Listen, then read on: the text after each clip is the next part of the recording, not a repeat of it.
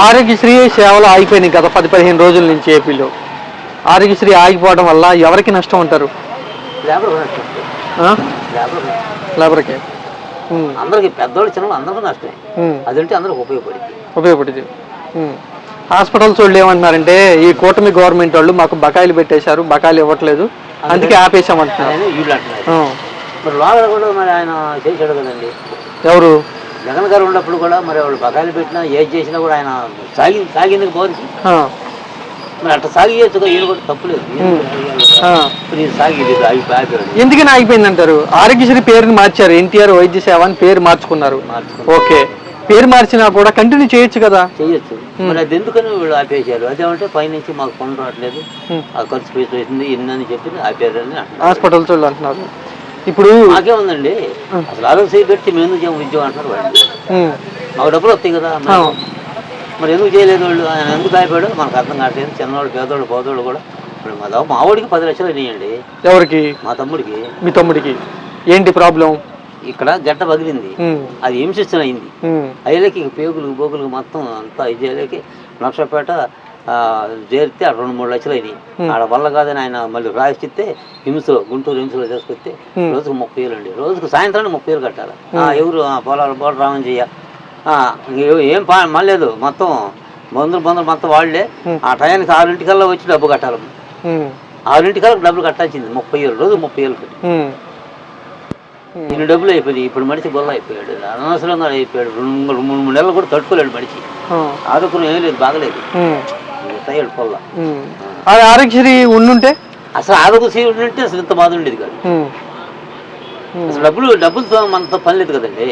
వాళ్ళు లాగించుకున్నాం, గవర్నమెంట్ లాగించుకునే వాళ్ళు శుభ్రం వైద్యం బ్రహ్మాండం చేసేవాళ్ళు. ఇప్పుడు ఆరోగ్యశ్రీ లేకపోవడం వల్ల అంత డబ్బులు పెట్టి చేయించుకుంటున్నారు. డబ్బులే కదండి, 10 లక్షలు అండి వాస్తవంగా. ఖర్చు పెట్టుకోగలరు వాళ్ళు, అంత ఉందా స్తోమత వాళ్ళ దగ్గర? అసలు లేకనే కదా నీ పోయినప్పుడు 10, 10, 5 అల్లుళ్ళు చుట్టాలు పట్టాలు చాలా 10,000, 20,000, 25,000 అట్ట ఇచ్చి అట్లా ఇస్తే కొంతవరకు అట్ట. ఇప్పటికీ ఉన్నాడు హాస్పిటల్లోనే? ఇంటికి తీసుకెళ్ళాడు. ఇంటికి తీసుకొచ్చి ఏం తెలిసిపోతా, రోజుకు హాస్పిటల్ 30,000 కట్టాలి. మరి ఏంటి డాక్టర్ గారు అయ్యా దండం పెట్టి సమతం ఏంటి, సరే అమ్మ మందులు రండి అని చెప్పి ఆయన వైద్యం కూడా చేసినందుకు డబ్బులు తీసుకోవాలి. వాస్తవంగా ఆయన మారాలి దండం పెట్టి ఆయన మందులకు తీసుకున్నాడు కానీ చేసినందుకు తీసుకోవాలి చెప్పాడు వాస్తవంగా. మీ బాధ నాకు తెలుసు కాబట్టి అయ్యా మీరు చూడండి, 2 మటుకు 30,000 కట్టాలా, అది తప్పిద్ది. ఇంటికి పోయి రమ్మంటే ఇంటికి పోయి 2 ట్రిప్పులు మందులకు వచ్చాను. ఎందుకని చంద్రబాబు గారు కూటమి ఈ ఆరోగ్యశ్రీని వదిలేశారు? అదే అర్థం కావట్లేదండి, జనానికి కూడా అర్థం కావట్లేదు. బాగా అన్ని చేస్తున్నారు. ఈ ఆరోగ్యశ్రీ అంటే అంతకు సంబంధించినవి కదండి. ఇప్పుడు చిన్నవాళ్ళకి, పెద్దవాళ్ళు, పేదవాళ్ళకి అందరికి సంబంధించింది కదా. అందరూ ఉన్నవాళ్ళు ఉండరుగా, అందరూ పేదలు ఉండారుగా. ఇప్పుడు అది తెచ్చినట్టు ఇవాళ చెప్పుకుంటామని దండం పెట్టి చెప్పుకుంటాం మారదని. ఇవాళ మరి కళ్ళు ఏడుతున్నానండి, ఆనందం జరగదు వాస్తవంగా. ఆ పంతలు పడిపోయాడు ఒక ఆడపిల్ల, మా పిల్లగాడు, చిన్నపిల్లవాళ్ళు. జగన్ ఉన్నప్పుడు ఎప్పుడన్నా వైద్యం లక్షల్లో అయ్యేవాళ్ళు ఇట్లా అప్పులు చేసి లేకపోతే ఇబ్బంది పడేటువంటి పరిస్థితులు ఉండేయా? లేవండి. ఎంతనా కానీ ఆరోగ్యశ్రీ పనులు కూడా ఇప్పుడు ఏదో ట్రై చేసినా కూడా వాళ్ళు మందులతో సహా ఇంటికి 200 రూపాయలతో ఇంటికి తీసుకొచ్చి వదిలిపెట్టిన రోజులు ఉన్నాయి. ఖర్చు ఏమీ లేదు. బకాయిలు అడుగుతుంటే డబ్బులు లేవు అని అంటున్నారు కదా చంద్రబాబు గారు. బకాయిలు అడుగుతుంటే హాస్పిటల్స్ వాళ్ళు డబ్బులు లేవు అని అంటున్నారు. డబ్బులు లేవంటే వాస్తవం. ఇప్పుడు ప్రభుత్వం అప్పుడు ఆయన చేస్తున్నాడు, ఇప్పుడు ఈయన చేస్తున్నాడు. మరి డబ్బులు లేకుండా డబ్బులు ఉండయో లేవో పాపం పని యాడ తీసుకొచ్చేవాడు పెట్టాడు జగన్ గారు. జరిగిపోయింది. అట్లా నువ్వు కూడా తప్పులేదు. పార్టీ ఏదైనా కానివ్వండి, న్యాయం చేయి, అందరికి న్యాయం చేయి. పేదల పాలన నేను నమ్మి ఓట్లు వేసాను వాస్తవంగా. ఒకటి ఆలోచించాడు. ఇప్పుడు అసలు ఆయన ప్రతిపక్షంలో ఉండాల్సిన మనిషి, ప్రతిపక్షం కూడా లేకుండా నీకు ఓట్లు వేసారంటే నువ్వు ఆలోచించుకోవాలి. అంత మద్దతు ఉన్న జనాలు ఏమండి. ఇప్పుడు ప్రతిపక్షం కూడా లేకుండా ఆయన ఎమ్మెల్యే ముఖ్యమంత్రి చేసి ప్రతిపక్షం లేకుండా 10-11 సీట్లతో బయటపడి నీకు మొత్తం నమ్మి వేశారంటే నువ్వు కూడా ఆలోచించుకొని దాన్ని నా ప్రజలు వేశారు, నన్ను గెలిపించారు కాబట్టి ఒక న్యాయం చెయ్యి, అందరూ చెయ్యి. పార్టీ తీసేయి, పార్టీ వ్యాపారం కాదండి. నిన్ను నమ్మారుగా. మరి ఇంతమంది కూడా మరి ముఖ్యమంత్రి కూడా వేసిన ఓట్లు నీకు ప్రతిపక్షం లేకుండా వేశారంటే నువ్వు న్యాయం చేస్తావనేగా వేసింది. మరి చేయకపోగా ఆరోగ్యశ్రీ ఆపేయటం అది కరెక్ట్ కాదు కదండి. ఎంత అన్యాయం చూడండి.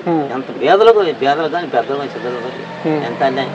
చెప్పులు ఉన్నారు సెల్లూరుపేటలో, చెప్పులు కుట్టిన ఒక ఆయన ఉన్నాడు సెల్లూరుపేటలో. కాలు మత్తు వచ్చింది, మత్తు వచ్చినాక ఆమె తీసుకెళ్ళాడు. 5 లక్షలు అయింది. ఆ, 200తో ఇంటికి తీసుకొచ్చాడు. 200 ఖర్చు, అసలు ఏం ఖర్చు లేదు. ఓకే, అసలు ఏం ఖర్చు అవ్వాలా? 5 లక్షలు అయింది. 5 లక్షలు కూడా గవర్నమెంట్ భరించింది. ఆ, ఆయన చెప్పాడు కదండి, మీడియా కూడా ఇచ్చారు కదా. అతను చెప్పులు కుట్టాడు నర్సపేట సెంటర్లో దండం పెట్టాడు. ఆరోగ్యశ్రీ వల్ల ఇదంతా. అదే స్థితిలో అండి నాకు ఇబ్బంది లేకుండా పోయింది. వంట ఆఫీసులో కూడా చాలా మంది కూడా దండాలు పెట్టారు ఆయన, రూపాయి ఖర్చు లేక. అలా పని మరి ఈయన ఎందుకు చేయట్లేదు అర్థం కాదు. మరి పైపెచ్చి కూటమి ఉంది. ఈ బాధ పడతలేదా కూటమి వాళ్ళకి, చంద్రబాబు గారికి? ఈ జనాలు బాధ, అప్పుల పాలవుతున్నారు జనాలు అని ఏం లేదా ఆలోచన? ఆలోచన ఉంటే ఇది ఎందుకు వచ్చిందండి? ఆ, ఆలోచన ఉందనుకో ఇది రాదు కదా. పై కూటమి తప్పు లేదు, కూటమి గెలుచు, ఇబ్బంది లేదు. అందరూ పై మోడీ కూడా నీకు సపోర్ట్ ఉన్నాడు. ఆయన మోడీ కూడా జగన్ గారు లేడు, ఉన్నాడా? లేడు. ఓకే.